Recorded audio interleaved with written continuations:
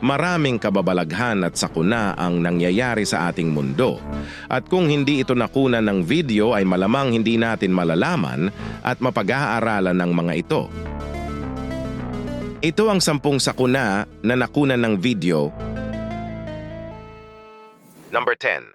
Malalaking bundok at magagandang tanawin ang iyong makikita sa Aconcagua Provincial Park sa Mendoza, isang probinsya ng Argentina. Perfect ito sa mga mahihilig sa hiking, mountain climbing, skiing at iba pa.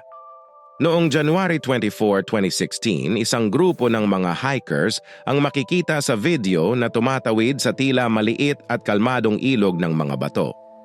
Nang biglang may narinig na malakas na tunog ang kanilang guide. ¡Guarda, guarda, guarda, guarda, guarda! ¡Fuera, fuera, fuera, fuera! ¡Fuera!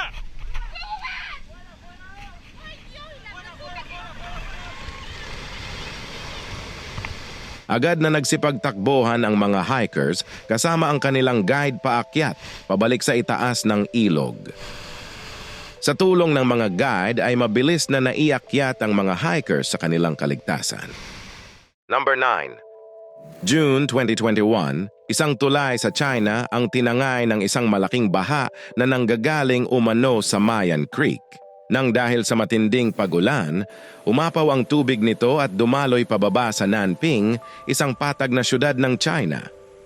Mapapansin na dumaan ang tubig sa isang 500-foot bridge sa China na itinayo noong 2017. Makikita sa video na isang kumpol ng kahoy at debris ang naging sanhi upang mapuwersa at masira ang tulay na made in China.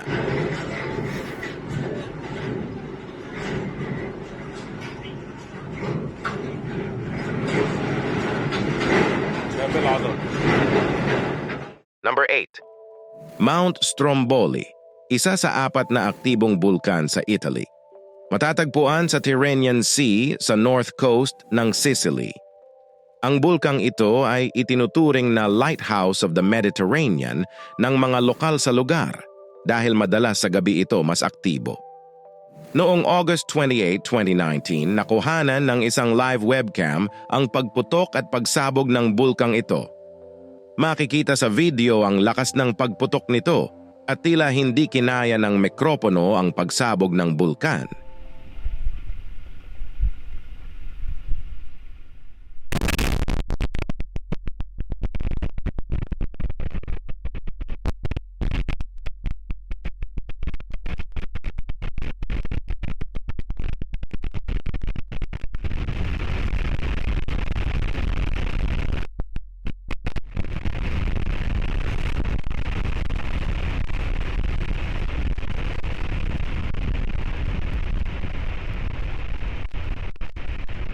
Mabuti na lamang at walang nasaktan na residente na nakatira malapit sa bulkan. Number 7. Ang syudad ng Kangen, silangan ng Jakarta, ay tahanan ng 73,000 katao. Kilala ang lugar na ito na madalas na dinadayo ng malalakas na ulan at bagyo, katulad na lamang ng ating bansang Pilipinas. Noong November 6, 2022, nagkaroon ng bagyo sa lugar at habang nakaduty ang isang gwardya sa isang bangko sa Kangen ay bigla na lamang bumuhos ang ulan na may kasamang malakas na ihip ng hangin. Agad-agad namang kinuha ng gwardya ang kanyang cellphone at kinunan ang pangyayari.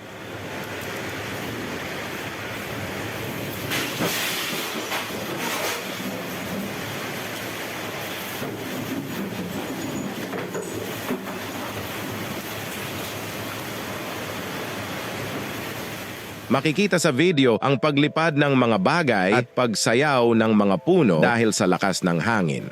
Ayon sa report ay umabot ng 15 minuto bago tuluyang humina at kumalma ang hangin sa kanilang lugar. Mabuti na lamang at walang nasaktan sa pangyayari. Number 6. Sa isang maliit na syudad sa Inner Mongolia, China, dating tahanan ng kapatid ng sikat na mandirigma na si Genghis Khan, ay ginulat ang mga mamamayan dito ng isang malaking ipo-ipo or tornado noong June 24, 2020. Makikita sa video ang pagkamangha at pagkatakot ng ilan sa mamamayan ng lugar dahil sa laki at puwersa ng ipo-ipong ito.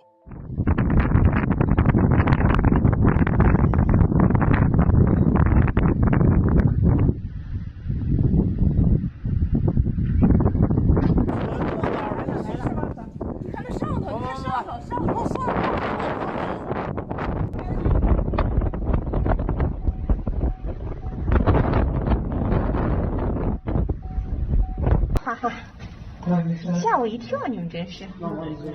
Hindi nagtagal at natunaw din sa kalaunan ng Ipo-Ipo dahil sa kakulangan ng espasyo upang ito ay makalikumpasana ng lakas.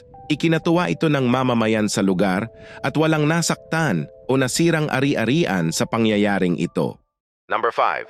Ang mainland China ay biglang binaha noong naglandfall ang Typhoon Hato noong August 23, 2017. Nataranta ang 2.5 million katao habang humahaguros ang 144 km per hour na lakas ng hangin. Pinaikot-ikot hanggang matanggal at mahulog ang isang crane sa tuktok ng building. Tinumba ang isang truck sa gitna ng kalsada at binaha ang buong syudad ng mainland China.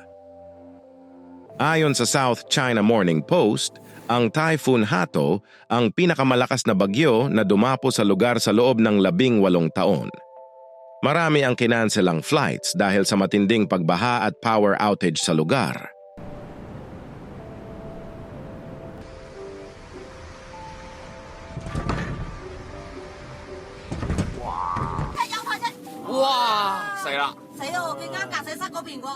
Number 4. Ang Mount Semeru ay ang pinakamataas na bulkan sa isla ng Java ng bansang Indonesia. May taas ito na 12,000 feet at tinagurian itong the Great Mountain ng mga lokal sa lugar. Ang bulkang ito ay maituturing na isang aktibong bulkan na nagkakaroon ng daan-daang pagputok at pagsabog simula 19th and 20th century. At noong nakaraang December 4, 2021, naganap ang pinakamalakas na pagsabog ng bulkan at naglabas ito ng napakakapal na usok at steam. Allah! Astagfirullah! Allah! Allah! Allah! Allah! Ya Allah!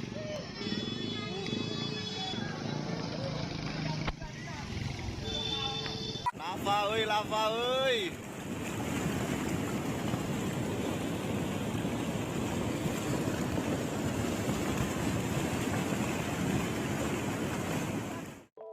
Natabunan ng makapal na abo ang maraming bahay, paaralan, mosque at iba pang mga infrastruktura. Kaya naman nahirapan ang mga rescuers sa paghukay sa mga biktima ng insidenteng ito. Maraming pamilya ang nawalan ng tahanan at maraming paaralan ang natabunan ng abo at putik galing sa pagsabog ng bulkan. Number 3. Lufeng, isang coastal city sa China, silangan ng Hong Kong. Kagaya ng Pilipinas, madalas ding tinatamaan ng bagyo ang lugar na ito. At noong July 9, 2015, tumama nga ang isang bagyo na nagngangalang Linfa sa syudad. Kahit na Category 1 tropical storm lang ito, ay nagdulot pa rin ito ng malaking damage sa syudad.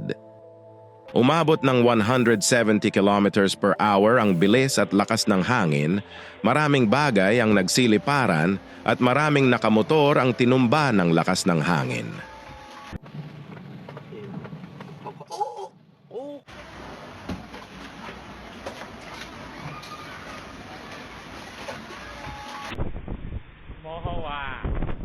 Umabot ng 10.6 inches ang volume ng ulan sa buong southern China at halos 400,000 katao ang nawalan ng kuryente.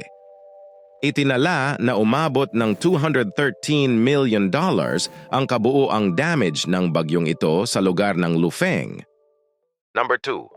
Noong June 2022, isang lugar sa Amerika ang diniklarang statewide disaster dahil sa malawakang pagbaha sa lugar ng Yellowstone National Park sa Wyoming. Malakas na ulan at ang pagkatunaw ng yelo sa mga bundok ang naging sanhi ng matinding pagbaha. Maraming kalsada ang nasira at mga tulay na inanod ng bahang ito. Isang bahay ng isang magkasintahan ang nahulog at inanod ng baha.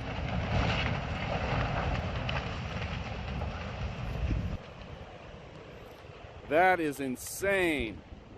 Holy. Marami ang napatigil at nanood habang ito ay palutang-lutang at babangga na sa isang tulay sa ilog.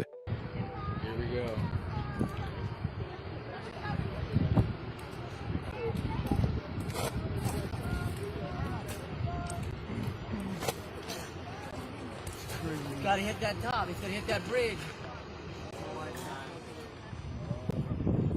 Yes. Look at that insulation. Oh! Just floor. I figured it's gonna stop. Maraming tao sa lugar ang hindi makabili ng pagkain at tubig dahil nasira ang mga kalsada at tulay palabas sa kanilang lugar. Mabuti na lamang at maraming tumulong at nag-abot ng pagkain sa mga naubusan ng supply. Number 1.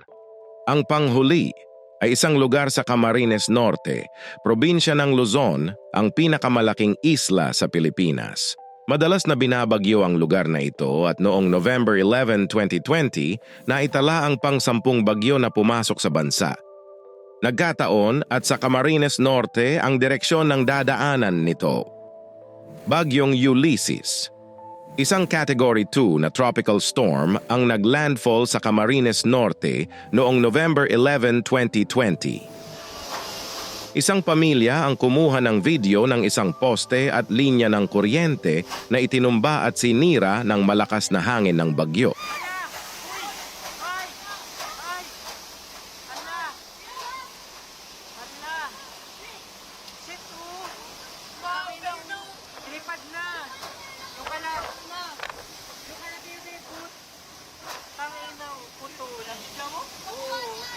Ang nakakabilib sa pangyayaring ito ay nung medyo tumila na ang bagyo, ay agad na pinuntahan ng repair team ang natumbang poste para ayusin ito.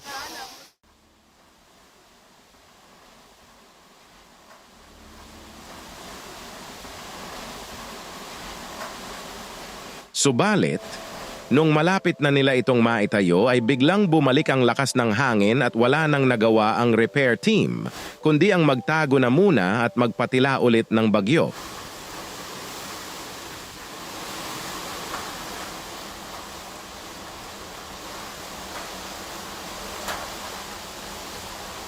Mabuti na lamang at walang nasaktan sa mga repair team at ligtas na nanood ang pamilya na kumuha ng video. Maraming salamat at panoorin ang aming susunod na video.